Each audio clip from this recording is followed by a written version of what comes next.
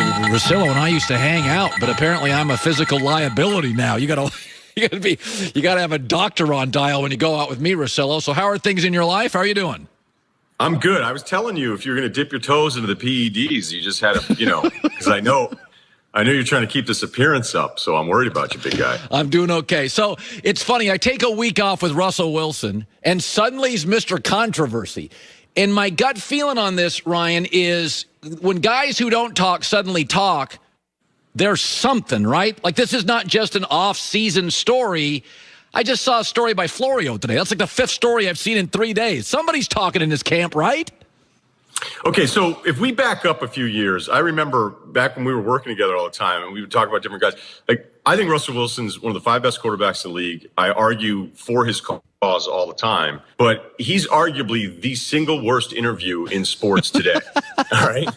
And if you go back and look at any time he's ever done anything, he is in a rush to go off the checklist of, man, that O-line, and man, the running backs are terrific, and DK, these guys, and Tyler, they're making plays, and the coaching staff got us ready. And it's like this like repetitive spoken word deal where you're like, okay, we got it. You want to seem like you're the guy checking off all the boxes so that you're giving everybody else a compliment. And that's his routine. And that's the way he wants to present himself. I find it very scripted and honestly incredibly boring. But that tells me that him leaking or leaning towards anything where there's maybe maybe I'm not going to be here, or maybe I am available in trade, is so much more for him than it would be anyone else. So I don't know if he's ever going to leave, but I thought that was a tactful commentary by him because he's never done anything like that before. Yeah. So there's a couple of, it's the NBA has always been the transactional league. I would argue the playoffs are my favorite thing. The transactions are my second favorite thing. And regular season, I was often third. And I don't feel that with football because I still love the television product. But it is becoming more of a transactional league. And we've already seen Stafford and Goff, and we got Deshaun coming up. The J.J. Watt is interesting to me. I think we would both agree Wisconsin, Green Bay kind of feels like a fit. There's a story out today in Cleveland. So, by the way, J.J. loves these stories out because he's an aging player. He's expensive. Is there a fit for JJ that works? Is there a rumor you buy, a rumor you don't? What is your gut feeling going forward next 2 or 3 years with JJ Watt? I'd imagine he wants to go somewhere where he has a chance to win above anything else. The Green Bay thing, I think we can make it a little bit more complicated than he went to Wisconsin. So, of course, he's going to want to be a Packer. I think, as far as like looking at cap sheets and all that kind of stuff, you can figure out a transaction, especially for somebody at JJ at this point of his career. I thought he played well last year. I really did. Yeah, he did. I feel like he was so dominant for so many years, and we know what happens with any player. When you don't look like that version of yourself, you're only being compared to yourself. I thought he was a terrific player last year. Maybe terrific's a little high, but I felt like he was actually impacting the pocket and a guy that you would want on your team. And considering, look, people can make fun of him, but we at least know he cares and he wants to win. And I can't imagine that he's going to go to any of these rumors where it's a team that doesn't have a really good chance of coming out of their conference. I don't buy it. Yeah. So let me throw we know Carson Wentz is leaving Philadelphia. You're the G. You and I do this if we have beers. That it's fun. If we weren't doing what we were doing, I think we'd love to run teams. I would love to be a GM someday. I'd love to trade with you. Yes. I'd love to be the GM. Be like, hey. Russillo. This guy would be great. The Rust Belt culture. So Wentz is interesting. Because there's a lot of psychology here. Chicago would have to get rid of Nick Foles. Just get him out of town before he shows up with a U-Haul van. The Colts obviously feel right. But you would have to, as a general manager, you would have to buy, Ryan. You can correct him because it ain't right now. It's not good. Are you a buyer for second chance Carson Wentz today if you ran a team? I am. And I'll tell you why. It was ugly. It was ugly this year. But going back 2 years ago to carry those numbers over, he was throwing to guys that were playing quarterback in college, street free agents, and you still felt like they had a bit of a chance. So I don't know what happened this past year. I don't know if he's the bad guy. Maybe they're all the bad guy. I don't know who's complicit in this entire story.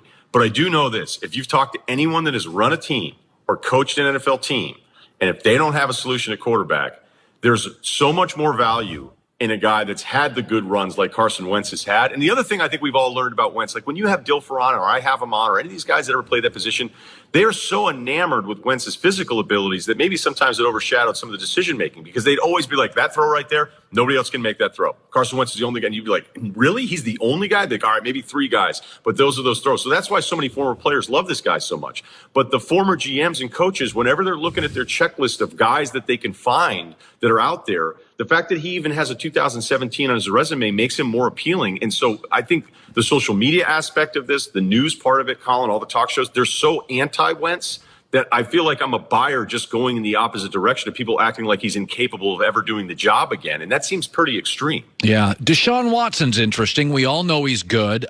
Listen, Houston says they don't want to move off him. I think the Carolina stuff makes sense.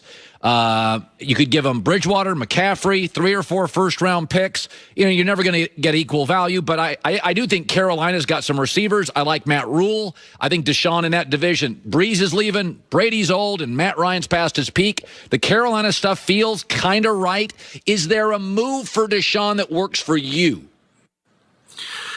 He'd have to, he's got to be in a situation where he likes the coach for like the first time ever in his career, because it never happened with Bill O'Brien. This stuff had been going on for a while. And now he's even in a worse situation where, I think it's kind of interesting how this has played out, where it's like, oh, Brett Favre and Dick Vermeil said this. Almost everybody else is on Deshaun Watson's side. Colin, like literally everybody is in support of him, because have you seen anyone in the media being like, hey, take it easy on the Texans? Like, nobody's on their side. So, we found like the two guys, one guy that's old school and another guy that's even older school, and Favre, who's a bit of a hypocrite considering how he held the Packers hostage when he retired 4 straight years. So for Deshaun here, I just want to see him. I don't know, obviously, him well enough to go which coaching staff is he more aligned with. But you should be able to give up 3 firsts for him and feel good about it. I mean, not that the Trevor Lawrence thing would ever even happen, but if you were the Jags and you could say, like, hey, we'll give you Trevor Lawrence for Deshaun, you do it in a second because of his age and the fact that we've already seen him do it. So 3 first-rounders for some of these quarterbacks that we've never even seen play in the game. Like, we've never actually seen them do it on Sundays, and teams are moving 3 first-rounders for these guys. I'd do that in a second for a guy like Deshaun. Throw in the running back. It doesn't matter. I just want him to go somewhere where he's happy with the coaching staff, because it's never happened for him, really, I think, with the Houston Texans. All right, the Ryan Russillo podcast. We got to get together soon. As you well know, I'm leaving your neighborhood. So I only got like 6. I know. It's not going to be the same without me. I'm not to be humble. Did you tell Vince Vaughn yet? I haven't seen Vince lately. I've been spending time in hospitals, so, I haven't had time to talk to Vince Vaughn. All right, buddy, good seeing you. I'll tell him. All right. Hey, Ryan Russillo, The Ringer. Good podcast. By the way, the Carolina situation is really interesting, and I buy it, and there's a little smoke this morning, according to legitimate people inside that organization, and I'll tell you why it makes a ton of sense. Plus, LeBron, could he play in the NFL? LeBron says so. Thoughts on that next. Any credit card can offer cash back, okay? But only Discover matches all the cash back you've earned at the end of your first year. The Discover card is accepted in 99% of places